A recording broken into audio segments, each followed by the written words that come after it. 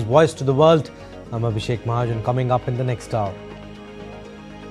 Violence returns to Syria after rebels launched surprise offensive against government. More than 200 combatants killed as fighting rages on. West Asia on razor's edge as Israel and Hezbollah trade accusations of ceasefire violations. Netanyahu threatens intensive war if fragile truce is breached. Russian President Vladimir Putin says Russia could hit decision-making centers in Kyiv with new missile. Ukraine sees despicable escalation in the ongoing conflict. Iran to hold disputed nuclear talks with France, Germany and UK today. Talks follows IAEA's resolution denouncing Iran for lack of cooperation. And in men's junior Asia Cup hockey, India beat Japan 3-2 in a close encounter.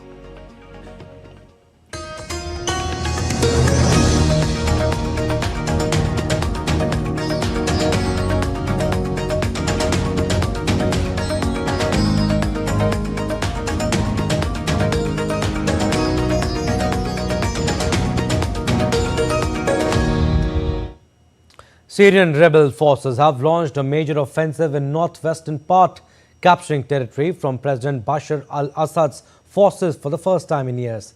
The Islamist militant group Hayat Tahrir al-Sham and allied factions said they have seized control of a number of towns and villages in Aleppo and Idlib provinces since Wednesday. The Syrian military said its forces were confronting a large-scale attack by terrorists and inflicting heavy losses on them. A UK-based monitoring group said more than 200 combatants on both sides had been killed in the fighting. At least 19 civilians had also been killed in Syrian and Russian airstrikes on opposition-held areas. More than 500,000 people have been killed in the civil war that erupted after the government cracked down violently on peaceful pro-democracy protest in 2011. Russia, a close ally of Syrian President Bashar al-Assad, intervened in Syria's civil war in 2015, helping shift the conflict in Assad's favor. Now, Israel said its air force struck a facility used by Hezbollah to store mid-range rockets in southern Lebanon on Thursday after both sides accused each other of breaching a ceasefire that aims to hold over a year of fighting. Israeli military said it also opened fire on Thursday towards what it called suspects with vehicles arriving in several areas in the southern zone, saying it was a breach of the truce with Iran-backed armed group Hezbollah, which came into effect on Wednesday. Hezbollah lawmaker Hassan Fadlallah in turn accused Israel of violating the deal. The Lebanese army later accused Israel of violating the ceasefire several times on Wednesday and Thursday. The exchange of accusations highlighted the fragility of the ceasefire, which was brokered by the United States and France to end the conflict fought in parallel with the Gaza war. The truce lasts for 60 days in the hope of reaching a permanent cessation of hostilities. Israel's airstrike on Thursday was the first since the truce took effect on Wednesday morning. And Hezbollah lawmaker Hassan Fadlallah accused Israel of attacking people returning to their villages in South Lebanon. He said that Israel had violated a ceasefire deal by firing on civilians returning home to their villages along Lebanon's southern border with Israel. Today's message must be completed by having a national decision, first, to build a strong, just and capable state, and second, by having an army with the most modern weapons, and for its decision to be that of cabinet and government to counter any Israeli violation. There are violations today by Israel. Even in this form, we are with the state countering and carrying out its full role. That is why we say it too. Meanwhile, in his first interview since the Lebanon ceasefire, Israeli Prime Minister Benjamin Netanyahu has warned that any failure by Hezbollah to comply with the ceasefire terms would lead to an intensive war. In the interview with the media outlet, Netanyahu described the Lebanon ceasefire as potentially brief, stating that Israel enforced it on its first day. Netanyahu said he had given the Israel Defense Forces instructions that in the case of a massive violation of the agreement, the response would extend beyond surgical operations like they are doing now. Shifting focus, Russian President Vladimir Putin threatened to strike decision-making centers in Kyiv with Russia's new hypersonic missile. Putin said a Russian overnight missile and drone attack on Ukraine's power grid was a response to Ukraine's use of long-range US and UK weapons inside Russia.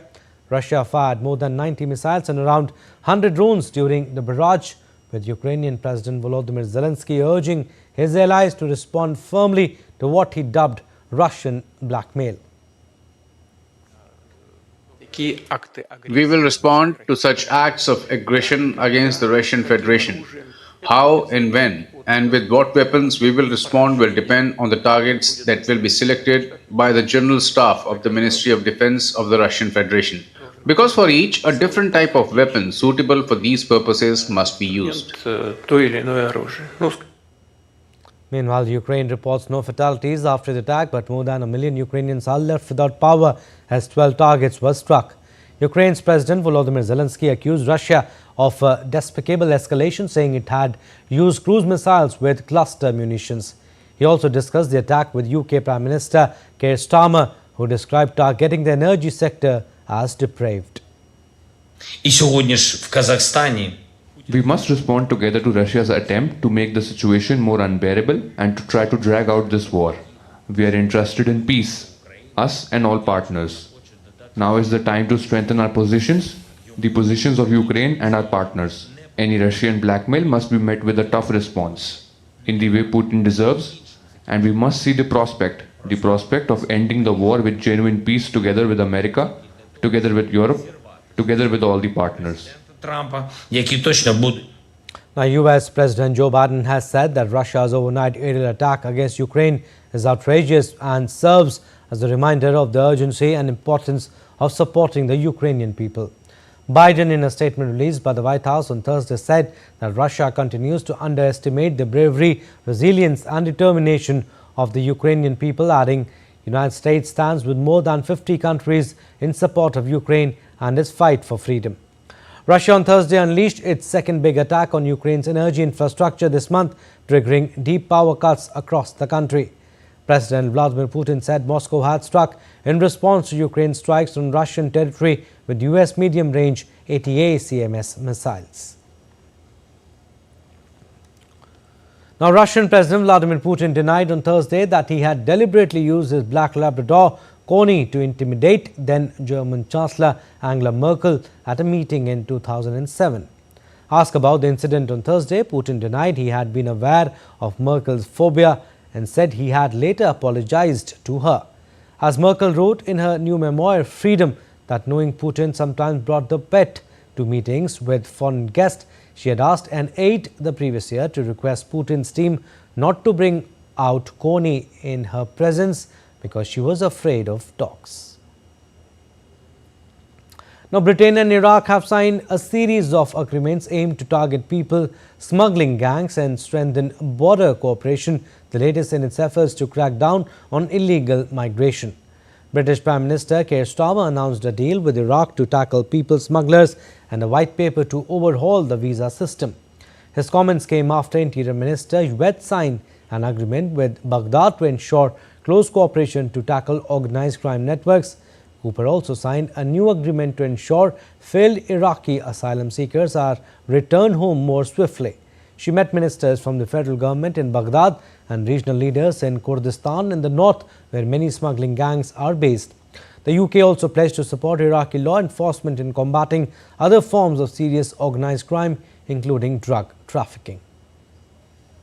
And I'm pleased to announce today a new security agreement between Iraq and the UK. This is a world first that will help us smash the people smuggling gangs and secure our borders. The Home Secretary has been out in Iraq to seal this deal, and we've also announced funding for Iraqi law enforcement to tackle this problem upstream, way before it reaches our shores. And following the unexpected victory of Romania's far-right presidential candidate Călin Georgescu, country's top court has ordered a recount of the votes from Sunday's first round of the elections. Hundreds of Romanians gathered in central Bucharest on Thursday to protest against Georgescu, who unexpectedly won the first round of the presidential election. A small group of Georgescu also rallied on the streets in support of their candidate, just hours after Romania's top court ordered a recount of votes.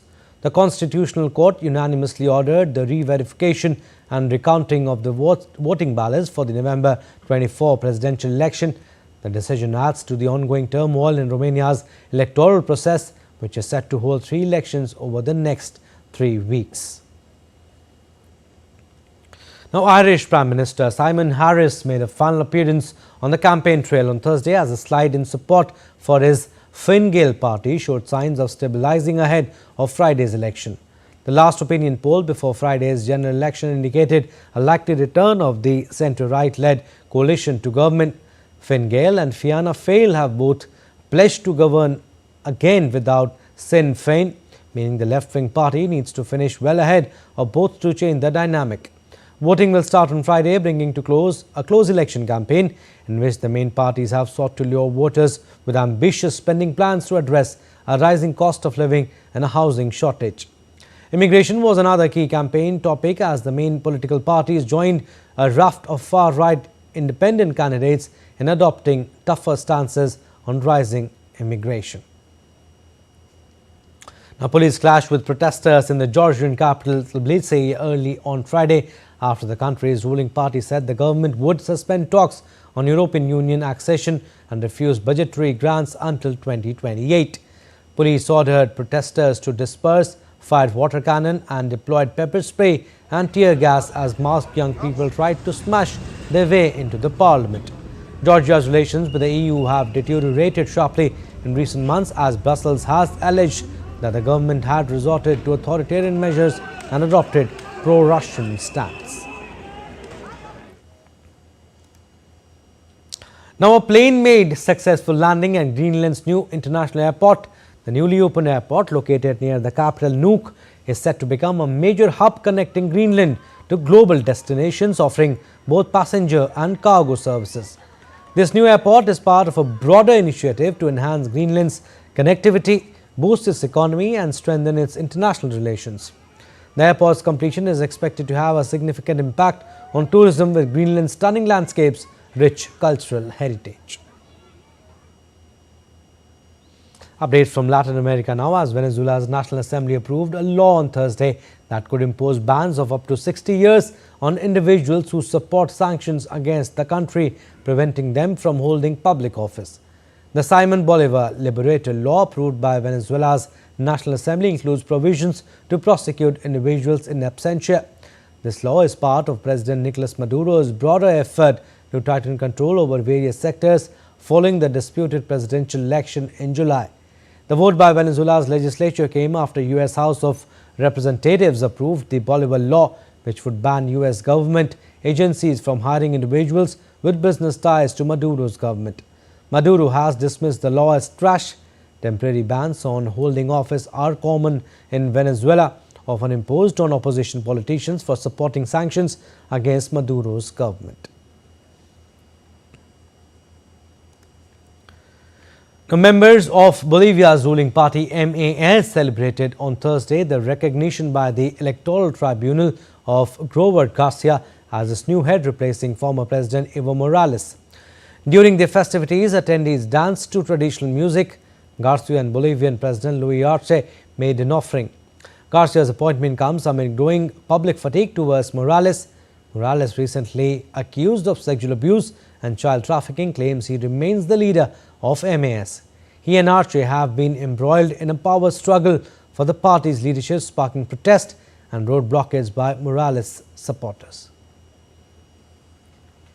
Now, in Chile, the National Association of Fiscal Employees, alongside other public sector organizations, launched a national strike on Thursday in protest against a recent change in the comptroller's interpretation of legitimate trust. The government questions the interpretation of legitimate trust, a principle deemed crucial by experts for protecting state workers from dismissal. Unions argue that the new criteria weaken job stability for thousands of employees, as dismissals prior to the designated period will no longer be deemed illegal or arbitrary. The strike will last at least 24 hours. And a power cut interrupted Zimbabwe's parliament on Thursday as Finance Minister Mutuli Ncube concluded his budget speech, leaving President and other top officials sitting in the dark. The power cut, symptomatic of Zimbabwe's ongoing energy crisis, occurred despite Parliament's dedicated electricity supply. Opposition MPs seized on the blackout as a metaphor for the country's struggles, which include daily 12-hour power cuts due to drought-induced low generation at the Kariba Dam. Before the interruption, Nakobe projected a 15% contraction in the agricultural sector this year due to drought, citing expectations of above-average rainfall that could also boost power generation. Still to come on this edition of DD India News Hub. Taiwan reports surge in Chinese military activity, detects 33 PLA aircraft and 8 land vessels around Taiwan. Australia's social media ban for children under 16 sets standards for others. And after Seoul, Pyongyang experiences heavy snowfall.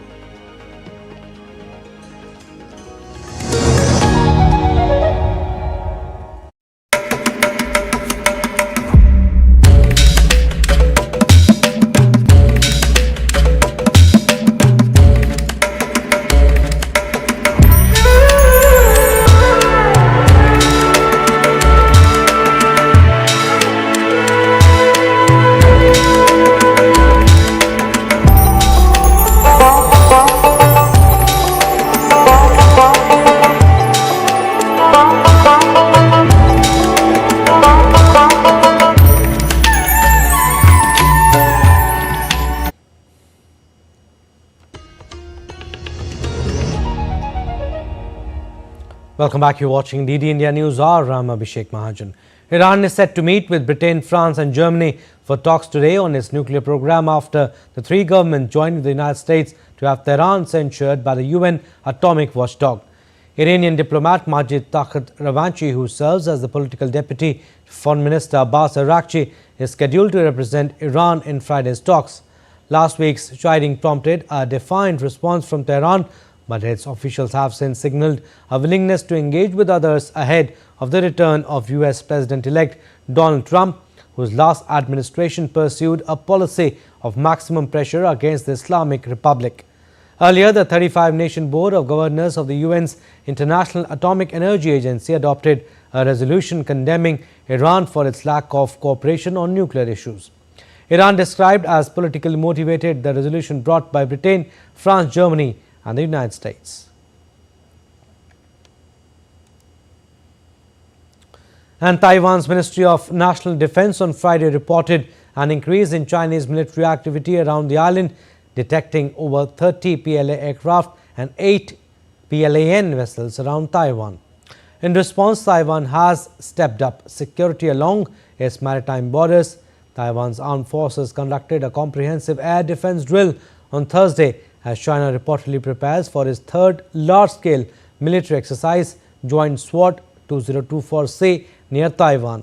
The drill, which involved air, naval and missile defense units, was conducted to strengthen readiness against potential aerial and missile threats. The Air Force Command stated that the exercise took place from 5 a.m. to 7 a.m., deploying fighter jets, naval vessels and air defense missile systems. Aircraft such as indigenous defense fighter Mirage 2000, F-16 and C-130 transport planes were utilized along with ground-based air defense missile units. Shifting focus, the Environment, Forest, Climate Change Advisor of the Interim Government of Bangladesh, Saida Rizwana Hassan, has said that no discussion was held to ban the ISKCON in Bangladesh. About the arrest of Hindu leader Chinmoy Krishnadas Brahmachari, Rizwana said he was arrested on specific allegation and is under trial now. Citing newspapers' reports, Rizwana said ISKCON Bangladesh has claimed that it has no relation with Chinmoy Krishnadas. Earlier on Thursday, the General Secretary of ISKCON Bangladesh, Charu Chandra Das Brahmachari, said that Chinmoy Krishnadas Brahmachari does not belong to ISKCON Bangladesh as he was expelled by the organization.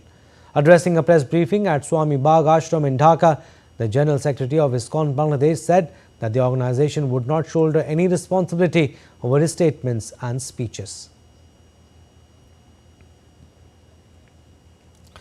All right, to talk more on this, DD India's Naval Sangh Parmar is joining us on the phone line from Dhaka.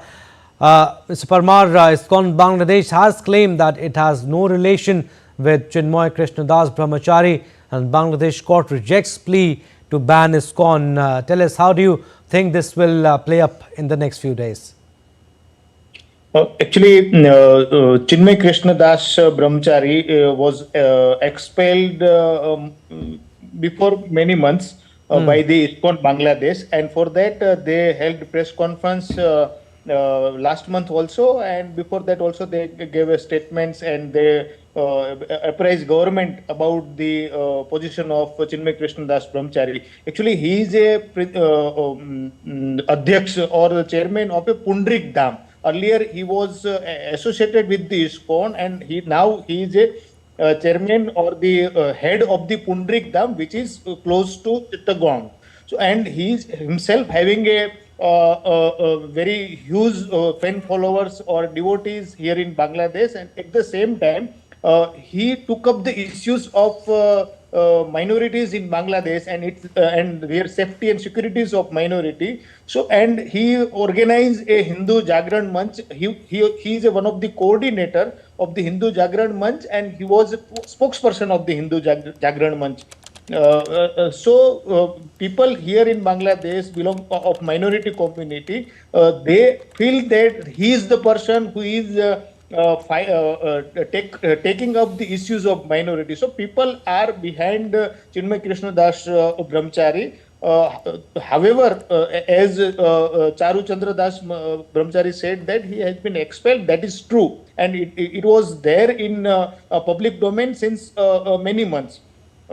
Things now, as the government cleared its stand that it is not going to ban ISKCON based on the individual's deed or statement. So I think this situation here in Bangladesh over ISKCON will gradually slow down, or it will may not have a much house and cries here in Bangladesh. No, but Naval Singh, the Indian government has expressed deep concern over the situation, urging Dhaka to take immediate action to restore peace and order. Is the situation under control in Bangladesh? Actually, law and order situation here in Bangladesh, I can't say it is in control, because it is not just the minority issue or the majority-minority divide. Overall law and order situation here in Bangladesh is not in control. Last week, there were a huge demonstration in Dhaka. Around 15 to 20,000 students were on street. Before that, there were a demonstration by the rickshaw pullers and the battery-operated rickshaw owners. So here, nowadays, something is happening over one or other kind of issues here in Bangladesh. One group or other group, they are on street. So law and order situation here is, we can say, completely in chaos condition. Government trying to control it and provide a better law and order condition to the citizens of Bangladesh, but they are not able to. Yesterday and day before yesterday, yesterday Jamaat-e-Islami chief and its some supporter met chief advisor of Bangladesh, Muhammad Yunus. Day before yesterday, Bangladesh Nationalist Party General Secretary met chief advisor Muhammad Yunus. Both the party urged the chief advisor Muhammad Yunus to have a national unity, forge a national unity, and have to give a proper law and order situation here in Bangladesh. So things are very dicey, and as far as law and order situation is concerned, it is in chaotic condition. And what kind of a fallout there could be, on India-Bangladesh ties, considering the current altitude of the government, Muhammad Yunus interim government? For me, it is difficult to say anything about the India-Bangladesh relation, but the situation is like that the Muhammad Yunus government needs to take immediate action to control the street or mobocracy, because there were some issues related to freedom of media. There were a demonstration or we can say intimidation kind of demonstration against the leading dailies of Bangladesh, Pratham Alo and the Daily Star. And that matter internationally, some of the media organization or organization who are fighting for the freedom of expression and freedom of media, they also took up the issues like the Citizen Committee for Protection of Journalists and the Journalists Without Border. They also take up the issues, and government is quite under pressure to provide freedom, to provide the safety and security to journalists also. All right, now Sang, thank you for the time being, but yes, we'll keep taking updates from you. Thank you. And Australia on Thursday approved a social media ban for children aged under 16 after an emotive debate that gripped the nation, setting a benchmark for jurisdictions around the world with one of the toughest regulations targeting big tech. Australia on Thursday passed a landmark law banning children under the age of 16 from accessing social media, citing the need to protect their mental health. Honourable Senators, the committee has considered the Online Safety Amendment Social Media Minimum Age Bill 2024. The law will make platforms including TikTok, Facebook, Snapchat, Reddit, X and Instagram liable for fines of up to 50 million Australian dollars for systematic failures to prevent children younger than 16 from holding accounts. A number of countries have already vowed to curb social media use by children through legislation, but Australia's policy is the most stringent. The platforms will have 1 year to work out how they could implement the ban before penalties are enforced. The law does not penalize children or their parents for violating the ban. Instead, platforms like Facebook, Instagram, TikTok and Snapchat will be required to take reasonable steps to enforce the minimum age requirement. Platforms where content is also used for educational purposes, including YouTube and messaging apps like WhatsApp, are exempt from the restrictions. Prime Minister Anthony Albanese emphasized the government's commitment to protecting young Australians, saying the government is sending a message to social media companies to clean up their act. And today, as a direct result of our legislation passed through the Parliament yesterday, through the Senate and confirmed in the House today, parents can have a different discussion with their young ones, a different discussion that will result in better outcomes and less harm for young Australians.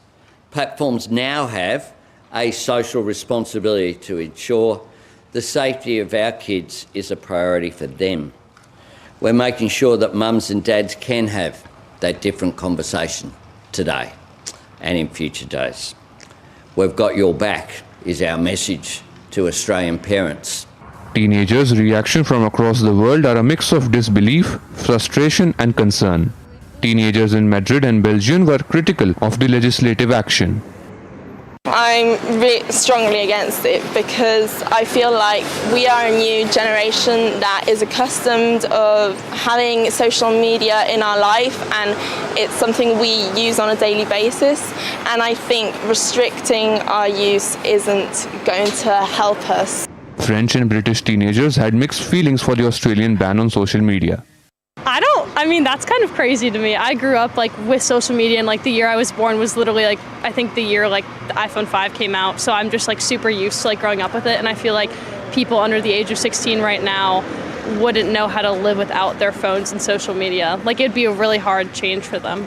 Social media giants have also hit out at the landmark Australian law. They described it as a rush job littered with many unanswered questions. TikTok said on Friday it was disappointed in the law, accusing the government of ignoring mental health, online safety and youth experts who had opposed the ban.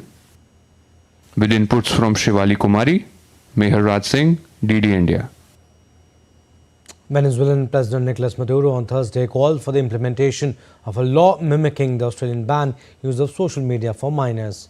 During the podcast, Maduro also said that Venezuelan migrants would return home once the US lifts the blockade against the South American country. I agree. I believe all of this should be immediately regulated through a special law. I'm asking the Sovereign National Assembly to build consensus with the people. They should call on the youth so that we can create a good protection law like Australia did and like all countries in the world are doing.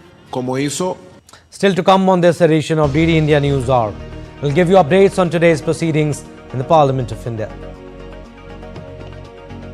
Cyclone Fengal to intensify soon. Heavy rain likely in most parts of southern Indian states of Tamil Nadu and Puducherry. And the 55th International Film Festival of India concludes with vibrant ceremony in Goa.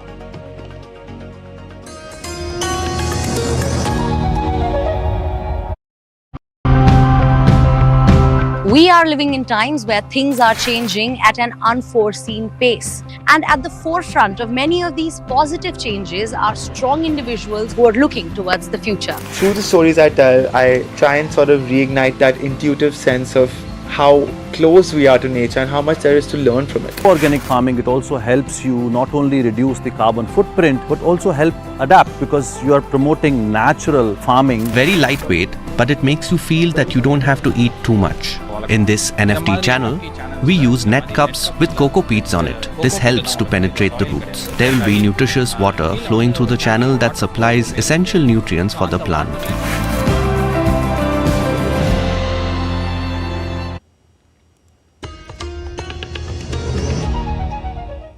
Welcome back. You're watching DD India News Hour. I'm Abhishek Mahajan. Recap of what we have done so far.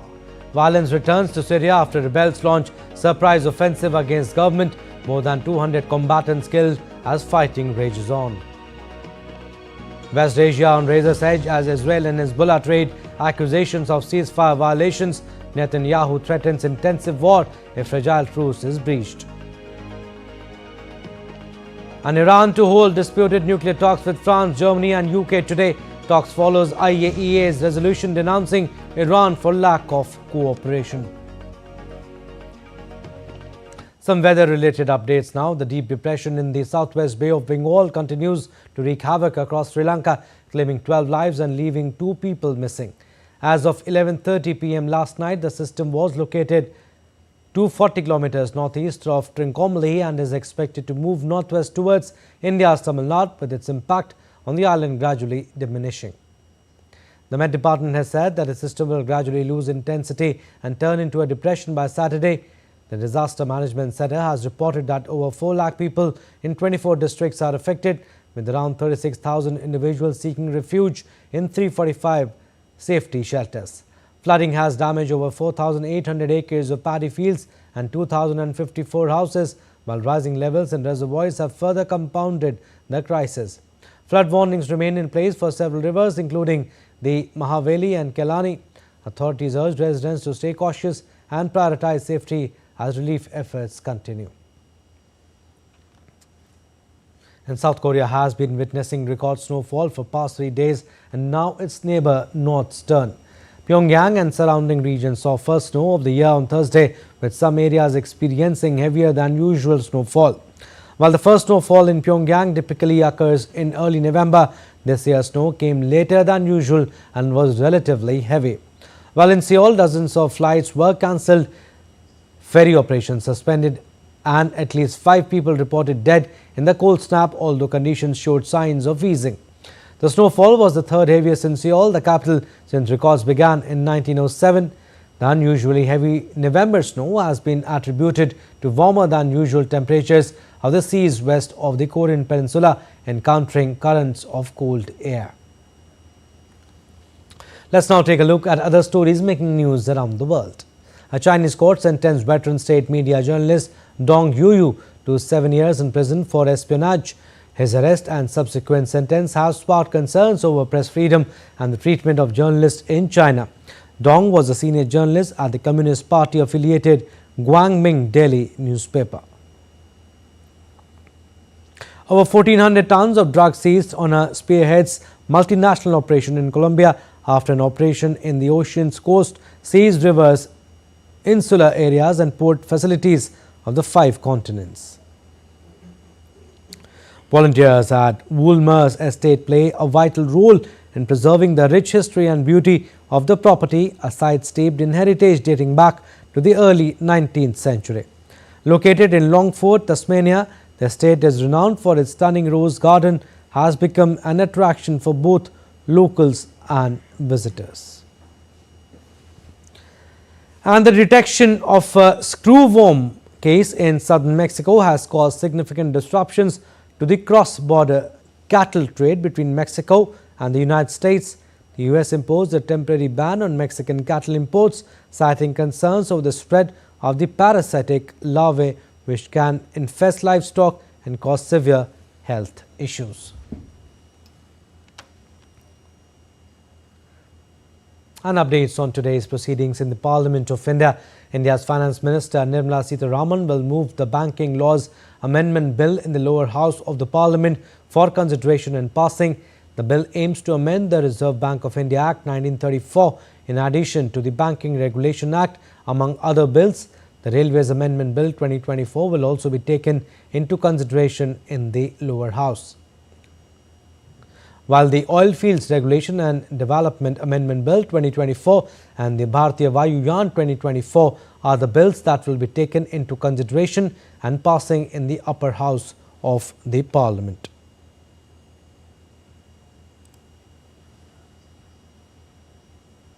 All right, let's go across to DD India. Vishal Barrister is joining us live from Delhi. Vishal, do you expect the Parliament to function smoothly since the opposition is not ready to relent? How do you assess the Parliament proceedings to pan out in the days ahead? Well, a very good morning to you, Abhishek. Well, it seems very unlikely that the Parliament would function smoothly because this has been the story right from Monday, and today is the last working day of the first week of the Parliament. Let me tell you that there are very important issues that need to be addressed, especially the one on atrocities against the minorities, Hindus largely in Bangladesh, and the Minister for External Affairs, Dr. S. Jaishankar, is expected to reply and give his statement in both houses of the Parliament if the Parliament is allowed to function smoothly, and if is a big question. There's a big question mark on the word if. And the bills that have been you have rightly mentioned, there are very important bills. The one on the banking law, it would amend the 1934 RBI Banking Act of 1934, which would allow the common man to have the option of having 4 nominees for the fixed deposit owner account.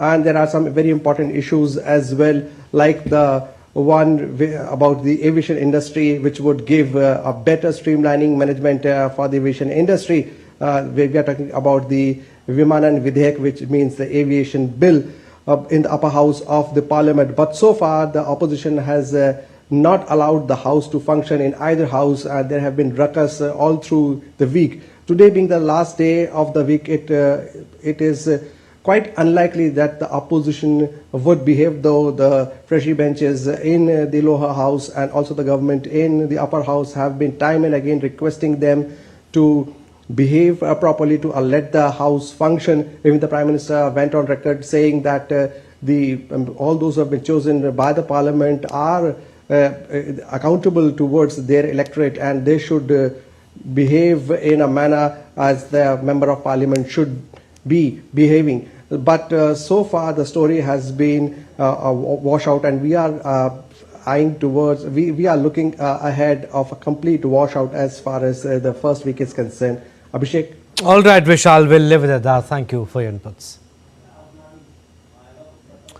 Moving on, India's External Affairs Minister Dr. S. Jaishankar has said that the process for procurement of additional port equipment for Chabahar port was underway, as both India and Iran are cooperating on developing the port since 2015. India has already supplied port equipment worth about $24 million to develop the Iranian port. India's External Affairs Minister Dr. Jaishankar, in his reply to a question by Sanjay Jha in Rajya Sabha, has said that India was operating the port since 2018 and signed 10-year contract with Iran on 13th May 2024 for equipping and operating the Shahid Beheshti terminal of Chabahar port. India has also committed to provide a line of credit of $250 million in rupee equivalent for the development of Chabahar port. And India has conveyed to the US government that its sanctioning of 21 Indian entities, including 19 companies and 2 individuals, on October 30, 2024 for supplying dual-use technologies to Russia are not in conformity with the real situation.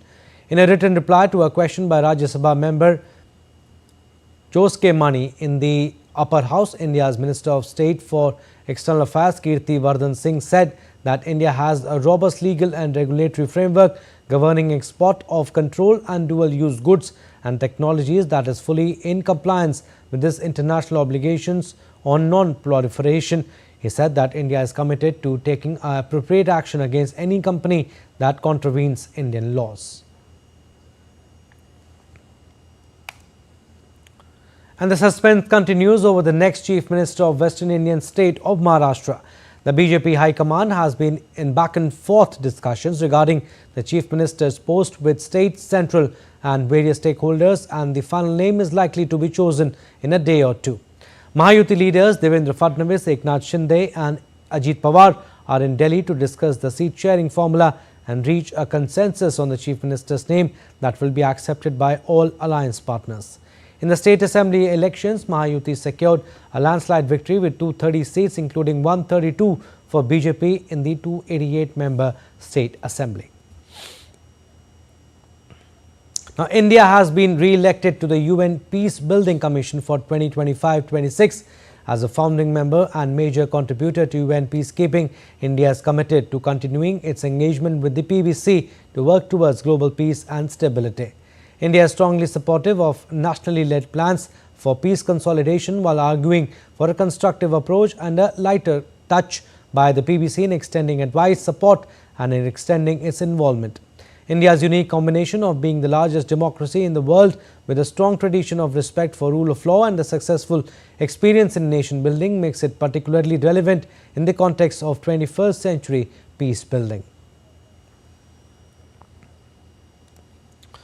And as Cyclone Fengal approaches the coastal districts of Tamil Nadu and Puducherry, schools and colleges in Puducherry will remain closed on Friday and Saturday due to heavy rainfall expected from the cyclone, which is intensifying over the Bay of Bengal.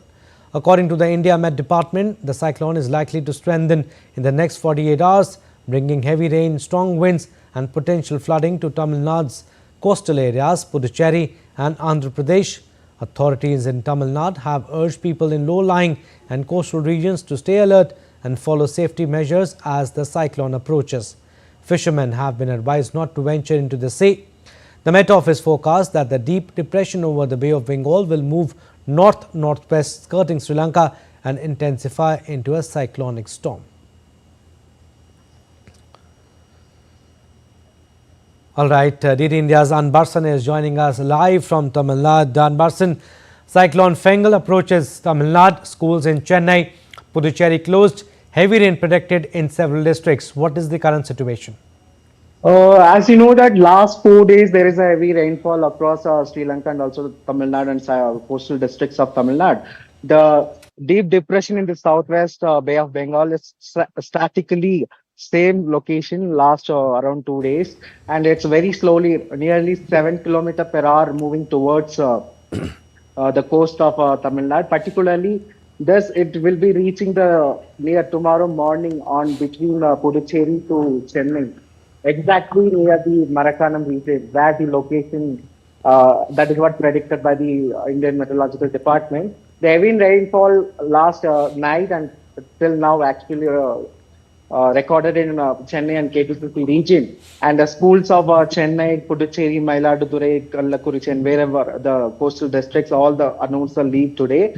And the position of this cyclone, it's not yet converted into a cyclone right now. We can expect that it will be not that much high level cyclone. It will reach slowly towards the coast of Tamil Nadu on tomorrow morning. And a heavy rainfall is predicted, and also red alert is given to the KTCC region and also the coastal districts, particularly the Puducherry, Kadalur region, where the eye of this deep depression will crossing over. So that is what the latest update from the this thing, and also the state administration and NDRF, all the SDRF, all full swing on the preparation for this cyclone. And same the low-lying area of Chennai and particularly all other districts all in full alert too. Because the heavy rainfall is predicted, the level of intensity of the wind is maybe a little low, but the rainfall may be higher than what expected. So all state administration in full swing to tackle the situation. And Barsan, also tell us the advisories issued by the government, and also what are the areas likely to be most affected? The exact location, what is the IMD predicted as Karaikal towards Puducherry, in between the deep depression can cross. So that two to three districts may be affected due to that. So they're given a full alert to these districts, and particularly the fishermen. The regional meteorological department also in Chennai has given warning to the fishermen to not venture into sea for next 48 hours, and particularly the coastal regions of Puducherry in between Karaikal. That is what the regional meteorological department and also IMD is predicted. All right, Anbarsan, thank you for the time being, but yes, we'll keep taking updates from you. The 55th edition of IFFI concluded with a star-studded closing ceremony in Goa on Thursday and witnessed the award ceremony as well. Australian director Philip Noyce was bestowed with the prestigious Satyajit Ray Lifetime Achievement Award. With this, Golden and Silver Peacock Awards were also bestowed by the dignitaries present at the event. Deepika Mehto's report has more.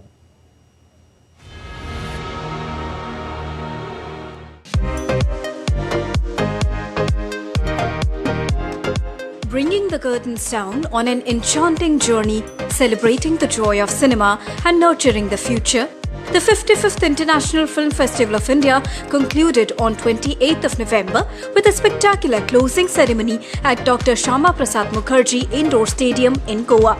This grand finale marked the culmination of 9 days of cinematic brilliance, celebrating the art of storytelling and the spirit of global cinema. Featuring over 200 films from 75 countries, masterclasses by industry stalwarts and inspiring panel discussions, this year's IFFI has showcased unifying power of cinema.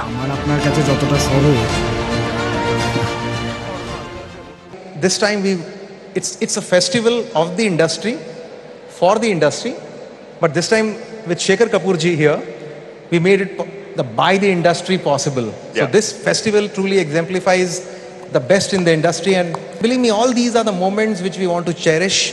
These are the moments we want to live, and it's great that we have been able to do it. We have the future here. Future is now, sitting right here, and I think this is what makes this festival big. The biggest thing is the film bazaar. All of you would agree that this has been the biggest film bazaar, and thanks to Government of Goa for being such a great supporter of entertainment. Truly, Goa is the entertainment capital of our country. Thanks to the Honorable Chief Minister. The Golden Peacock Award and the Silver Peacock Award were bestowed at the glittering closing ceremony. The most prestigious Satyajit Ray Lifetime Achievement Award was awarded to Australian director Philip Noyce.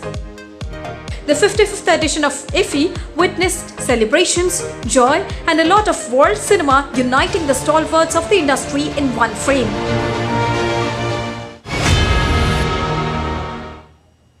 Let's now take a look at other stories making news. In a joint operation, the Indian and Sri Lankan navies intercepted 2 fishing boats smuggling narcotics in the Arabian Sea. Aerial surveillance and naval assets led to the seizure of 500 kg of crystal meth. The boat's crew and narcotics have been handed over to Sri Lankan authorities for legal action. The Indian Coast Guard rescued 6 fishermen and 4 workers stranded at Cuddalore's Kemplas jetty in the South Indian state of Tamil Nadu. The jetty, located 2 kilometers into the sea, faced worsening weather conditions. A 3-member Judicial Inquiry Commission led by Justice Devendra Kumar Arora has been formed to investigate a stone pelting incident that took place in India's Sambhal in the northern state of Uttar Pradesh. A bench led by Chief Justice of India Sanjeev Khanna will hear the matter today.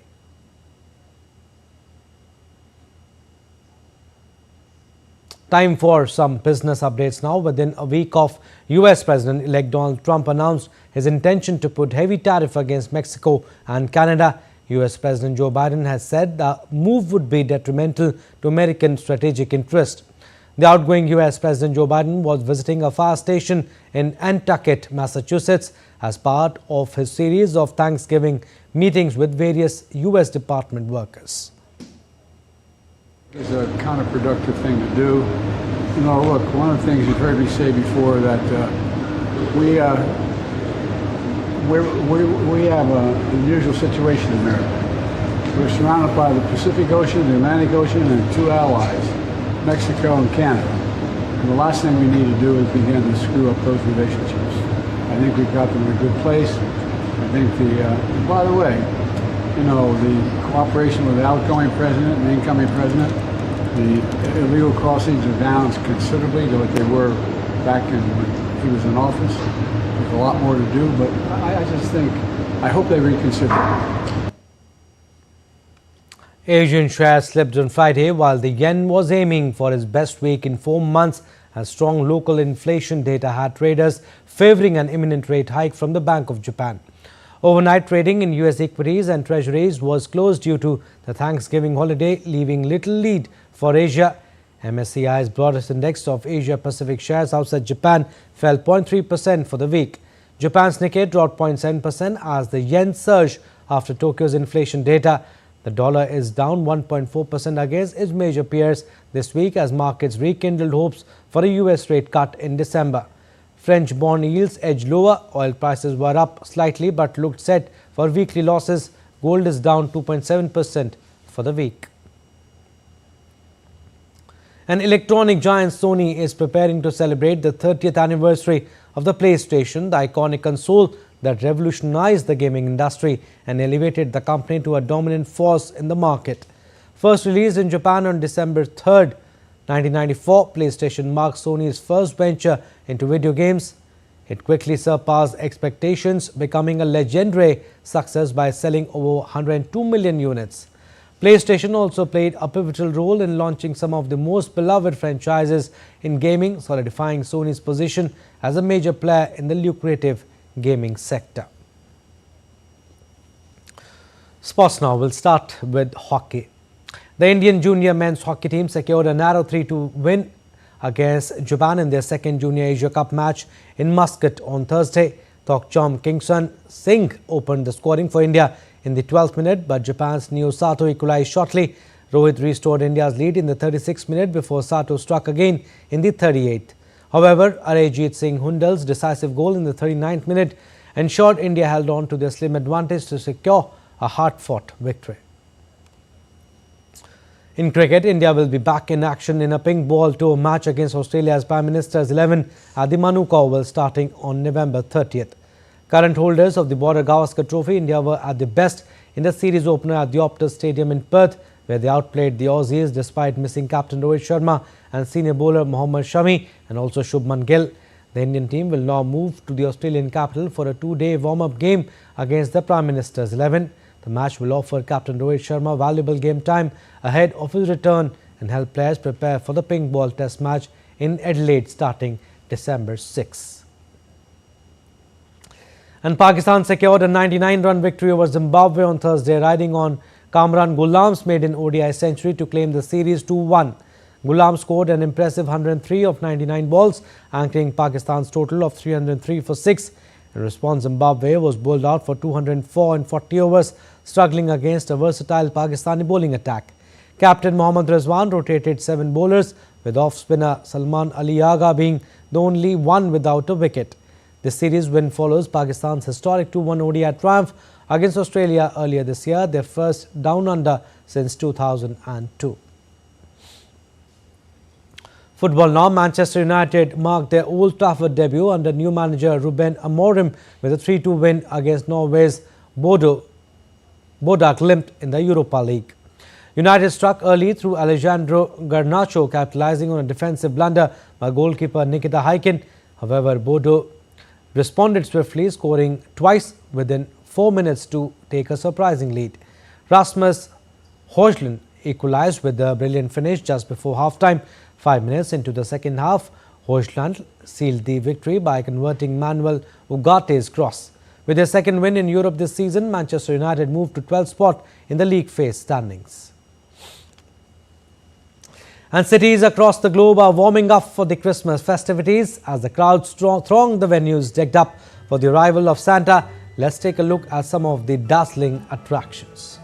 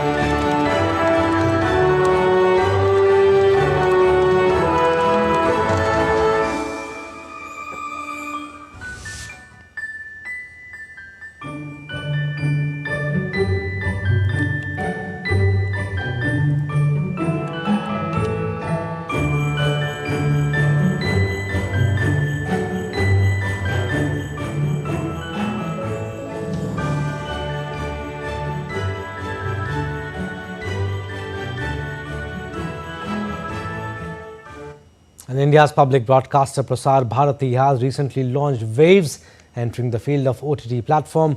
Waves provides a complete infotainment ecosystem to digital media and OTT audiences. If you also want great content for free, then download Waves today. All right, that's all we have in this edition of DD India News Hour. Stay tuned for more news and updates.